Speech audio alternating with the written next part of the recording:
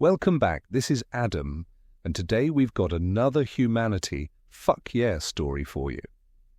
In this one, the galaxy thinks humans are nothing more than harmless colonists until they find out what we've really been hiding. Let's get into it. The chamber of the Galactic Concord wasn't a room. It was a city folded into an echo.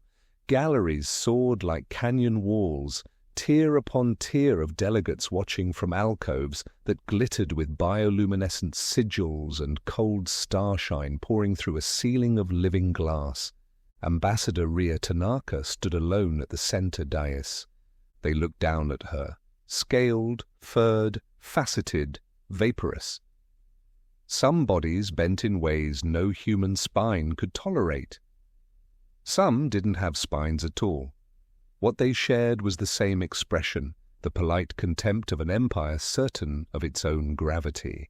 Archon Saval of the Theer Dominion leaned forward on four jointed forearms, amphibian skin glistening azure beneath the lights. "Human ambassador," he said, voice smooth as oiled stone.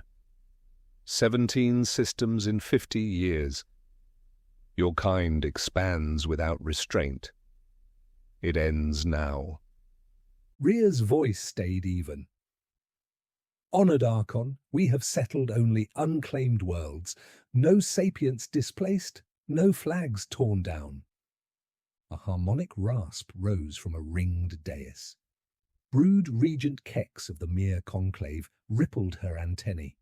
The translator rendered her clicks as a cool whisper. Unclaimed, until claimed by those worthy of them. You breed fast, you eat much, you will starve others. A pillar of refracted light stood and walked. Lumen Admiral Varix of the Silicate Accord, a being of interlocked crystal lattices, let starlight run through his body like blood. Your hulls are crude, your weapons are archaic. Yet you metastasize. We offer trade, mutual defense, and knowledge, Ria said. We want what any civilization wants, peace and dignity. Laughter sweated down the tears, not cruel in sound so much as in temperature. Councillor Seraph Ith of the Velari Arum, an elegant being contained within a veiled pressure sphere of slow-moving gas, extended a sleeve of swirling vapor. We have studied you, mammal. Scavengers dressed as pioneers. Archon Saval gestured and the floor bloomed with a volumetric map. Red human colonies pricked the spiral arms like a rash. This is not unguided diaspora, he said. This is conquest by increments. Ria watched the pattern. Aggressive, if you wanted it to be. Honest, if you knew the logistics. Resource light years. Habitable ranges any species would choose similarly.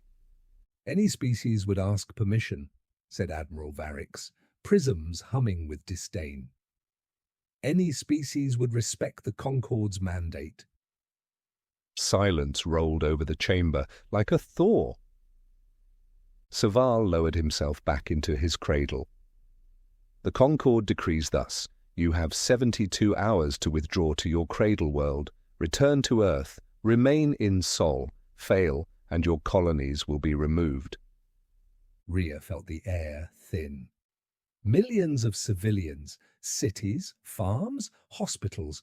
You are ordering an extinction in all but name. We are ordering compliance, hissed Brood Regent Kex. Refusal invites correction. Admiral Varix's facets twinkled with a smile that didn't belong on a face of angles. The combined fleets of 12 member states will ensure enforcement. It was decided, it had been decided before she walked in. You're making a mistake, Ria said. Saval's throat sacs fluttered with amusement. Your kind fields fewer than 100 warships. The Concord commands thousands. Yours are scattered. Your technology lags by decades. What mistake is possible? You assume you know what we can do. Councillor Seraph Ith's voice rang like glass chimes. There are no surprises left in you. The display shifted, the Concorde fed the room comforting footage, human ships flying straight, firing simple plasma and slugs, built like honest tools, dying like honest tools. Rhea found a small, cold smile. 72 hours, the Archon said again, more courtesy than your species deserves. Rhea turned, walked, until the room thought it had seen her leave, then pivoted back and lifted her chin. You want to know what humans are capable of? She asked, voice clear and soft. What 50 years in the dark taught us. She let the beat breathe. Congratulations, she said. You're about to find out. She did not leave like a diplomat. She moved like someone who had worn a mask for so long, her face remembered the weight of the teeth beneath it. The doors closed behind her. The session continued. The feed went on to 1 billion screens. In orbit, aboard her courier, Rhea opened a secure channel and sent a message 2 words long. It did not ride public relays. It tunneled through things the Concorde did not know existed, blooming in brief, invisible flowers across jump lines and hidden pairs. Asterion Protocol. Across human space, sleeping systems opened their eyes. On Port Armitage in the Eidolon Reach, Captain Jonah Mirek stared at the 2 words and felt the floor shift under 30 years of hopeful denial. He pressed his hand to a blank section of office wall, and a seam appeared. The slab slid aside to reveal a control nest that had waited politely in the dark. Above him, the placid mining spiders began to fold. Panels retracted, tool arms became barrels, conveyor belts paused, then reversed, feeding ore toward furnaces that were not for smelting. On Keone Station, terraformer Diana Walsh, hairback, sleeves rolled, still watching the Concorde broadcast in a tiny muted window, entered codes she'd been told she would never need.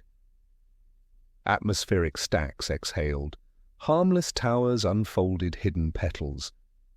The wind sang through new teeth.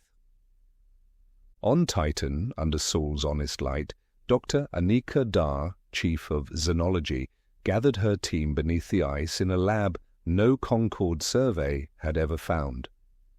We finish it, she said, calling up profiles that had been updated every hour for 20 years. Thea. Hierarchical confidence, stabilization bias, over-reliance on centralized doctrine. Silicates, straight-line cognition, latency, penalties in reconfiguration. Velari, superiority schema, thin skin to humiliation. Weapons were not just things that exploded. Weakness was a shape you could trace with a fingertip. In the hidden dry dock hollowed out of Vesta's bones, Director Samuel Idris watched green lights march across an impossible board. The name Asterion had been simple because the plan was not. 50 years of deceit had purchased what honesty never could. Surprise. Half a century, humanity had told the galaxy a bedtime story about itself. We are new, we are harmless, we are grateful to be here, we are bad at war. The Concorde assembled its cleansing flood. The Silicate Accord sent Admiral Varix with 300 ships that gleamed like daybreak.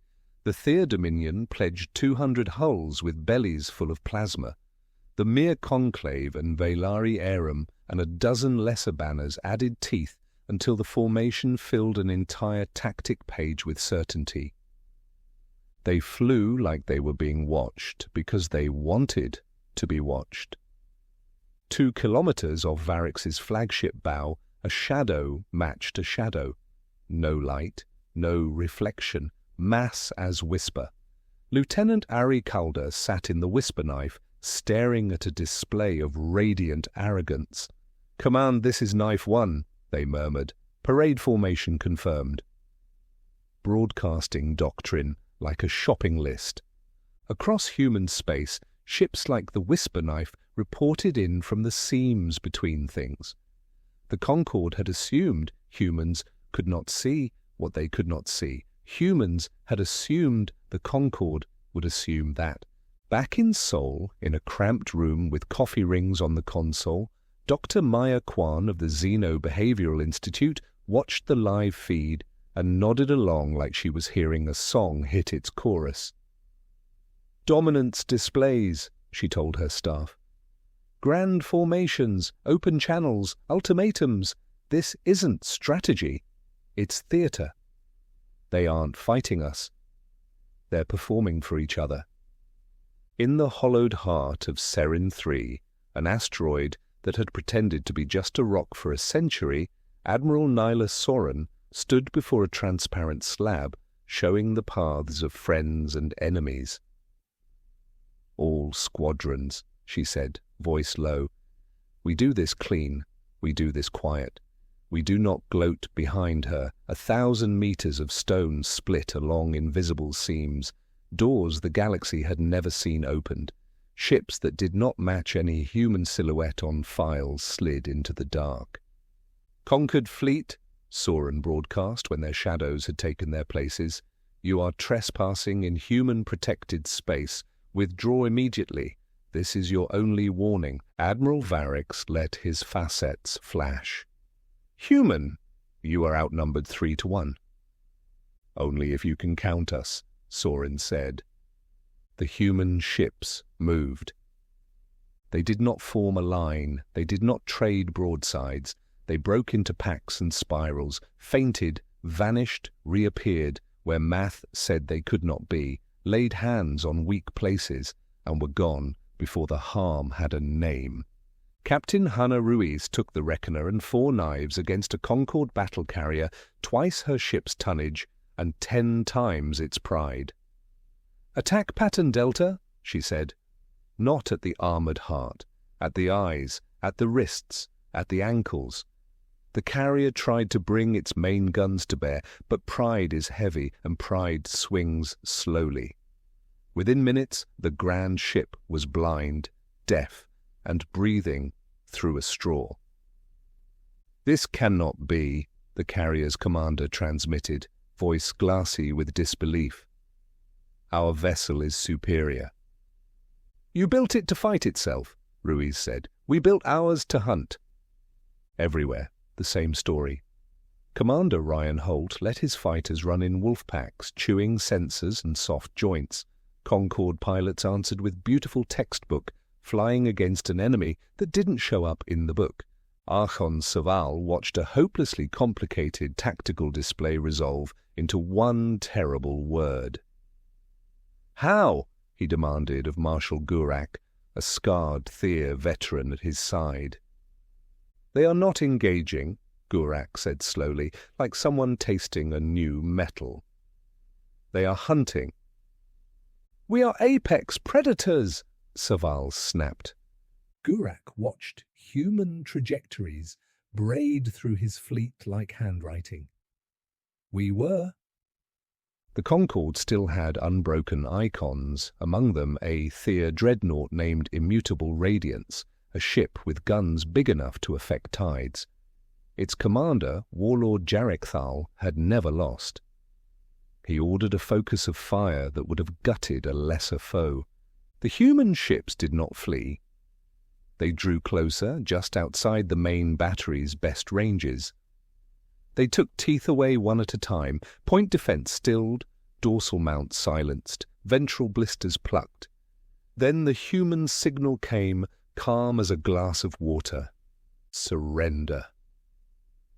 "Barbaric," Jarek hissed when the second signal arrived. "Prepare for boarding." Hooks kissed hull. Torches wrote soft blue arcs. Human boots bit into Theer deck alloys. Sergeant David C. led his squad through maintenance tubes the ship's architects had never intended for war. The Theer were big and strong and beautifully drilled for stable, open-field battle. Humans did not give them a field. They gave them corners and smoke and a dozen attack angles, then changed all 12. The bridge did not fall to a charge. It fell to a switch. The air thinned. People made of pride Open doors because oxygen democracy does not recognize rank. How? Warlord Jarek asked, when the humans stood in his sanctum. We studied this class for 30 years, Tse said. We know where you hid your ghosts. The surrender of the immutable radiance went out live. On gentle worlds, children watched brilliant adults realize they were prey animals after all. The Concorde tried to run. The humans had already drawn the net. Ships bloomed from behind moons and out of cold shadow, and impossibly, where there had been only vacuum a moment before. Admiral Soren's voice came back on the open channel. It wasn't loud. It didn't have to be. You came to our homes. You don't get to leave. The retreat became a rout, and then a ritual. The humans did not annihilate.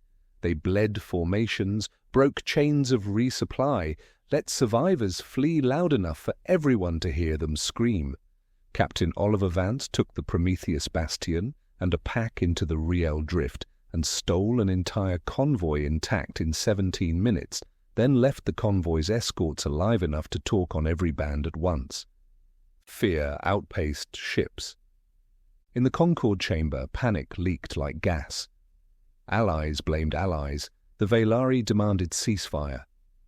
The Silicates withdrew to defend their prison warrens. Smaller polities sent very quiet messages to very private human addresses.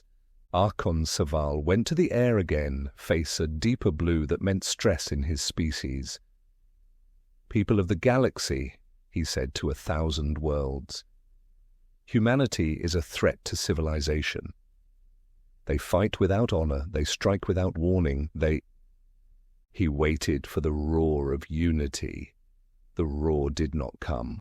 A murmur did. 3 member states declared neutrality within the hour. Others issued cautious statements about miscalculations and unexpected asymmetries. Fear is spreading faster than our drives, Dr. Angela Foster reported from a facility buried under Vesta's pitted skin. Velari pride cannot metabolize humiliation. Silicates don't trust anyone after the Radiance debacle. Saval's going to do something stupid to look strong.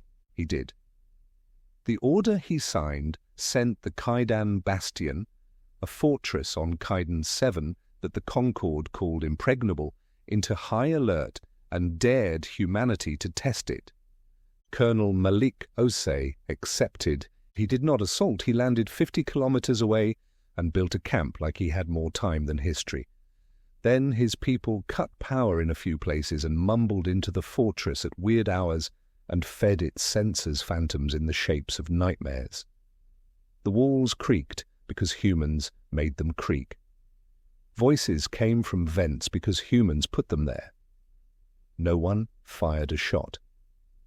In the morning, Kaidan Bastion surrendered to silence. The feeds played the lowering of shields to lullabies. The galaxy had assumed human units were acting with local initiative. That was true the way a fingertip acts with local initiative when you scratch your nose. Beneath Titan's ice, Dr. Anika Dar stood in a room with 1,200 screens and one mind. Her analysts absorbed telemetry, psychology, whispers, pebbles in streams, the angle at which a captain tilted her head 3 days ago before she lied. All forces, she said across a web of channels that did not technically exist. Conquered Reinforcement Group moving on Vagus Gate. Task Force 7, intercept and neutralize. 12, fold to Deneb Fringe and block egress. Wing Alpha, begin harassment in the Cestus Vale. Things moved, not ships, organs. The Concorde watched and understood something too late. Humanity wasn't fighting as nations or commanders. Humanity was fighting as a body, millions of decisions shaped by one long attention. 7 days started to feel like 7 years to people living inside them. When the humans arrived over Aurelian Prime, the Concorde's last stronghold, General Patricia Wells didn't speak of bombardment. She opened every screen on the planet's network and played truth until it hurt. Surrenders in sequence. officers crying without sound in low gravity. Theer soldiers stacking rifles while human marines counted softly. "You have 1 hour," she said. "Not because we need it. Because you do." When the hour ended, Colonel Yara Quinn walked to the gate with 5 soldiers and knocked. "Terms," rumbled General Corex, a Theer giant with a wall for a chest and history for shoulders. "Inside my fortress with 5? I have 10,000. Quinn tapped the device on her belt.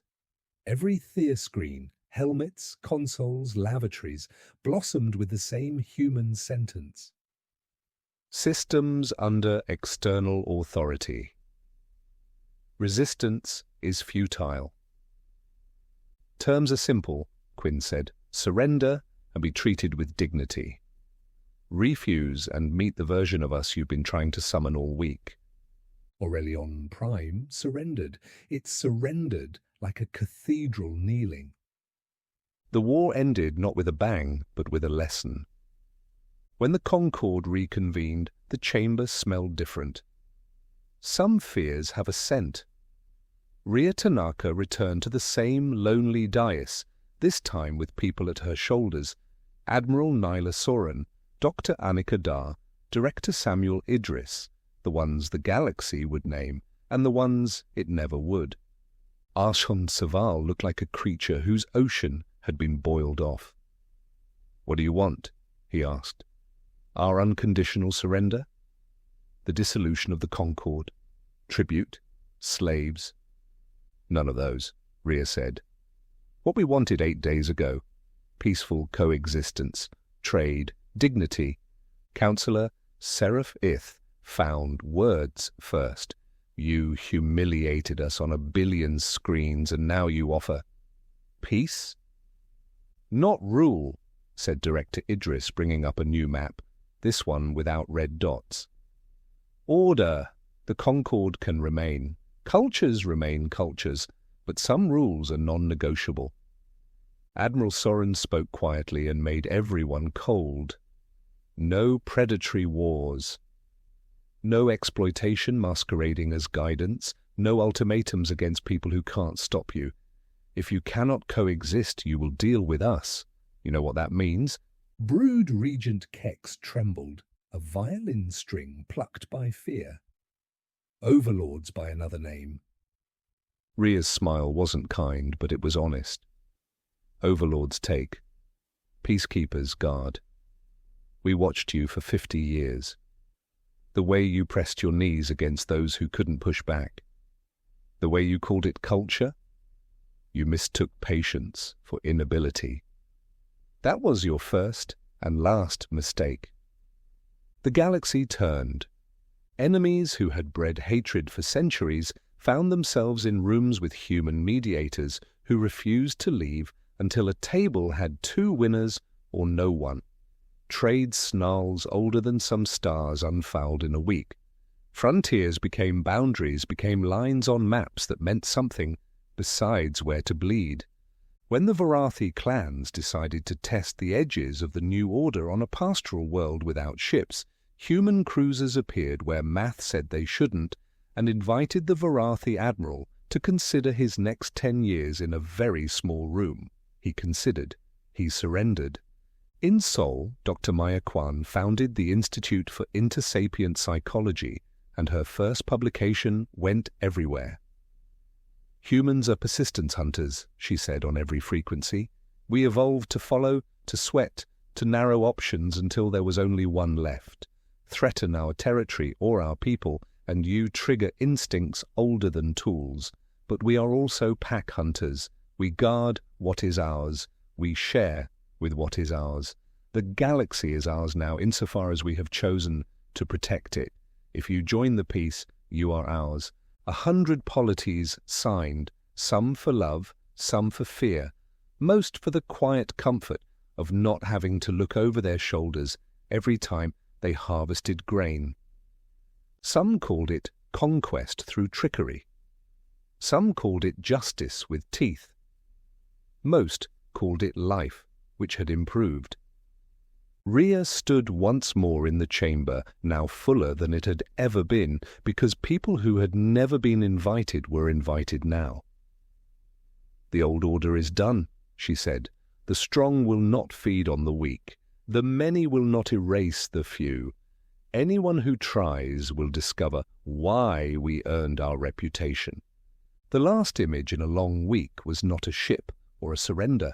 It was children in a park in Seoul laughing under a yellow star. They played games that involved chasing and catching and letting go. They learned rules and broke them and learned better ones. They fell and were lifted and ran again. Rhea looked out at a star field that would never again feel quite as lonely. The galaxy was quiet in a new way, the quiet of teeth bared at the dark. Humanity would keep that quiet, because that's what apex predators do when they finally come home. They do not own the forest, they keep it. And everyone inside it learns the same simple thing. If you do not burn the trees, the wolves will let you pass. Thanks for listening. This is Adam. If you enjoyed the story, make sure to hit that subscribe button and ring the bell so you don't miss the next one. Humanity isn't done surprising the galaxy yet.